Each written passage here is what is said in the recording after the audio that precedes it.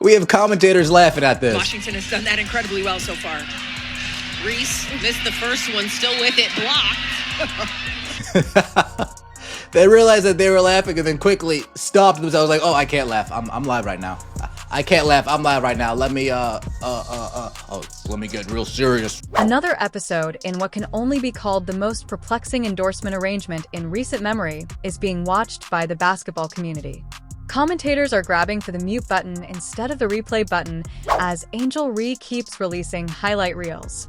Industry insiders are starting to speculate about what could be the most costly error since someone believed the XFL was a wise purchase, especially since her trademark Reebok sneaker is scheduled to debut in 2026. The Washington Mystics just put belt to ass on Angel Reese and the Chicago Sky. Sonia Citron was out there cooking with hot grease. Stir the pot. Stir the pot. Keep cooking, Sonia. That was a show. She put on a flat-out show versus Angel Reese in the Chicago Sky. Boy, did they ruin Angel Reese's homecoming. Americans as a whole hold their breath when Angel Reese takes the court, and not in a positive way. She has accomplished something genuinely amazing in her sophomore season, shooting 31.5% on layups and making the third most layup attempts in the league. Give that time to marinate. Standing 6 feet 3 inches, this professional basketball player misses shots that junior varsity players in high school make while they sleep. The Chicago Bravado once again got their ass kicked. Angel Reese was so bad last night, the announcers calling the game, they were laughing at her performance. Check out some highlights for yourself. Well, KC, you always do this. You select a couple of bad plays and try to convince us that Angel Reese isn't a superstar. Reese has become an inadvertent comedian due to the statistical impossibility of being thus ineffective at point-blank range.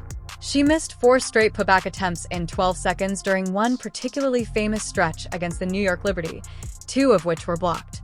For all the wrong reasons, the video became a master tutorial in how to transform a basic basketball play into performance art, and it went viral more quickly than a TikTok dance. This was an epic embarrassment, bro. Remember, this is a pro basketball player. Won a national championship. Their calling card they'd like to hang over is she beat Caitlin Clark. Remember that. Watch this.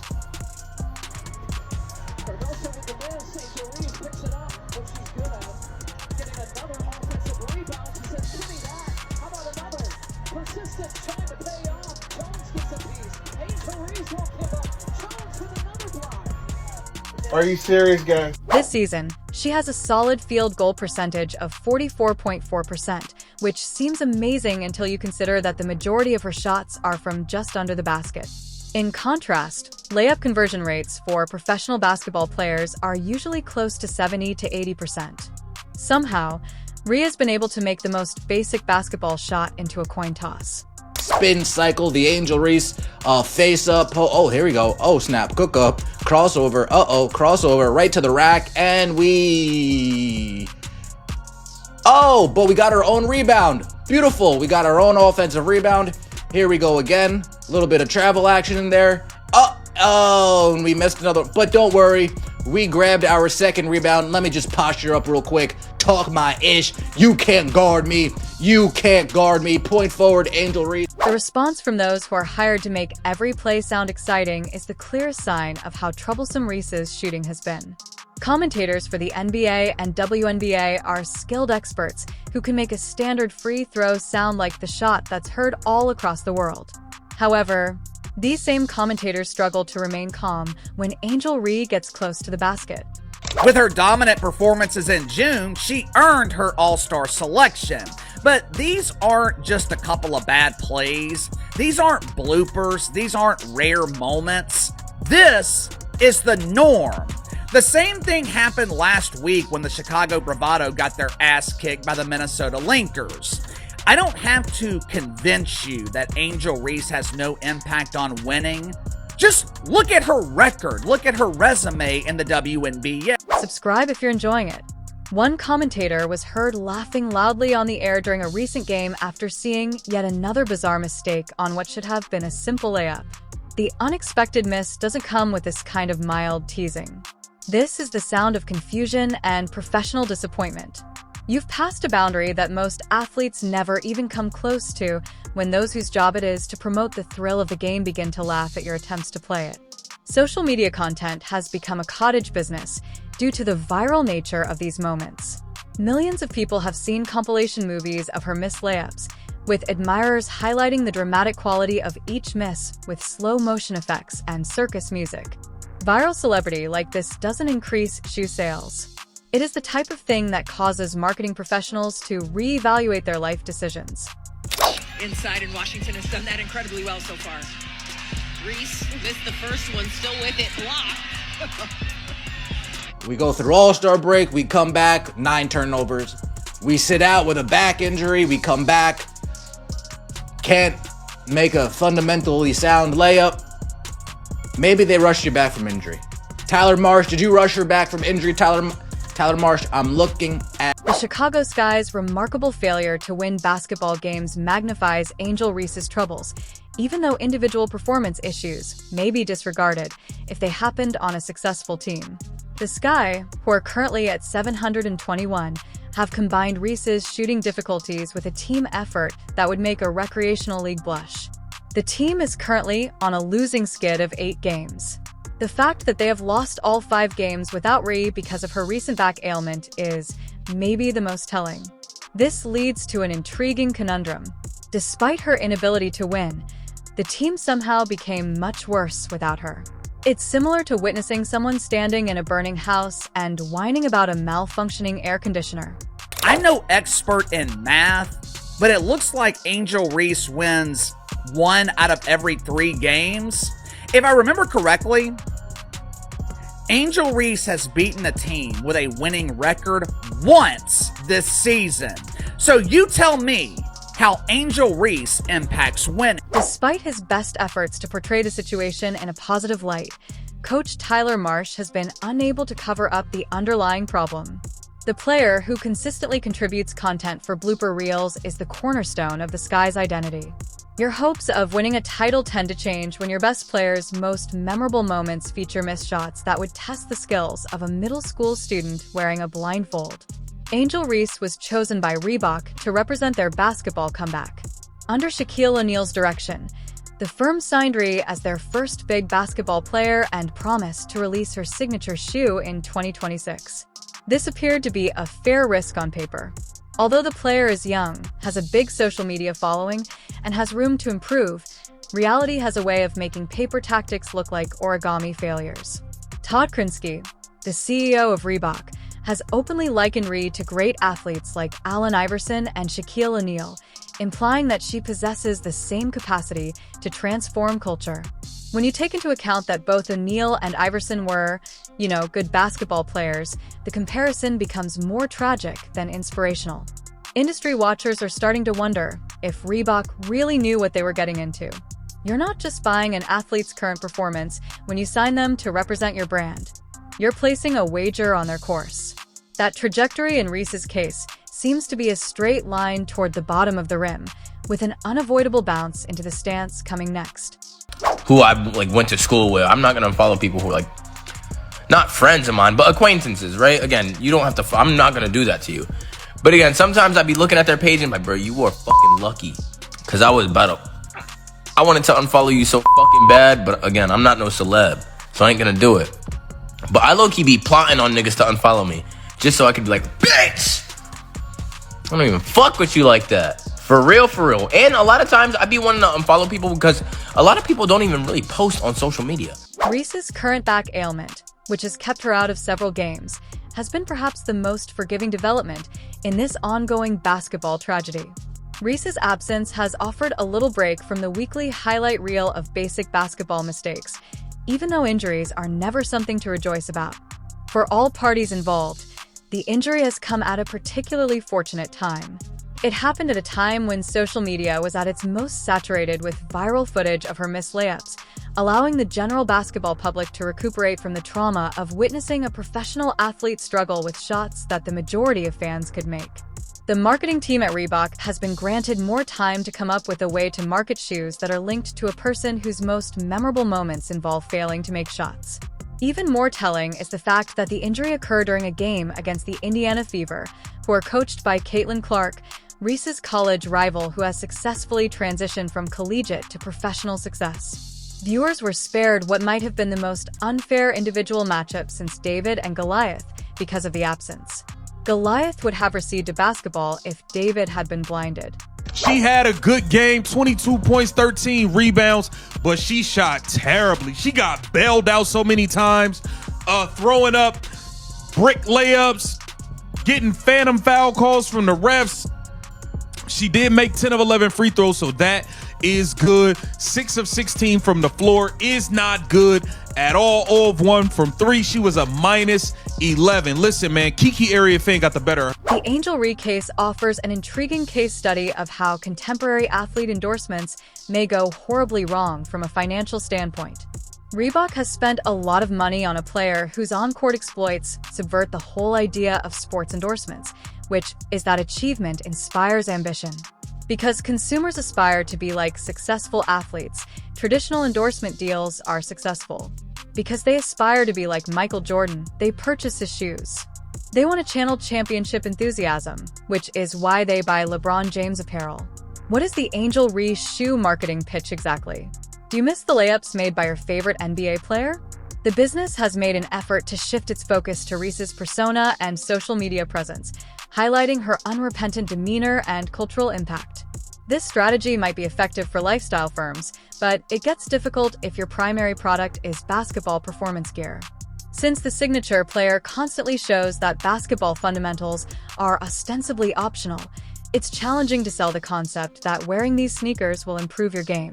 Great ideas, wants to bring in talent to grow Reebok and have people wear it again because no one does. So one of his genius decisions was this.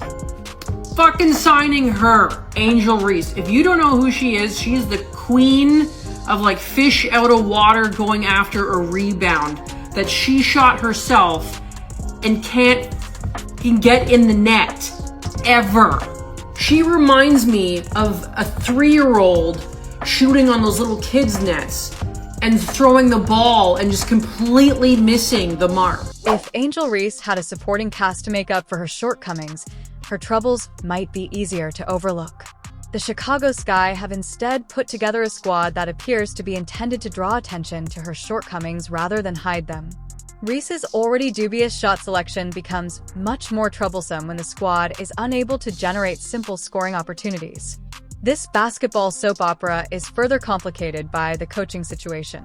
In his first season as head coach, Tyler Marsh faces the difficult challenge of attempting to construct a winning system around a player whose most dependable ability seems to be creating material for social media. It's similar to being asked to win the Indianapolis 500 while holding a sports vehicle with square wheels.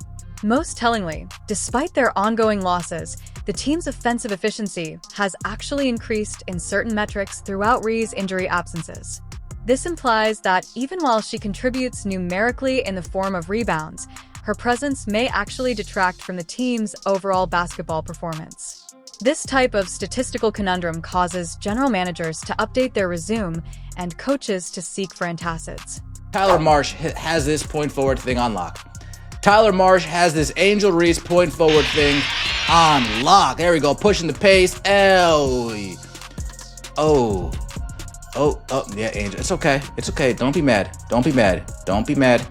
Don't be mad. All right, here we go. We got an entry pass. It looks like it's going to be to Elizabeth Williams, and oh, goodness. One could argue that, in the current social media environment, Angel Reese's failings have actually made her more visible than her traditional success would have.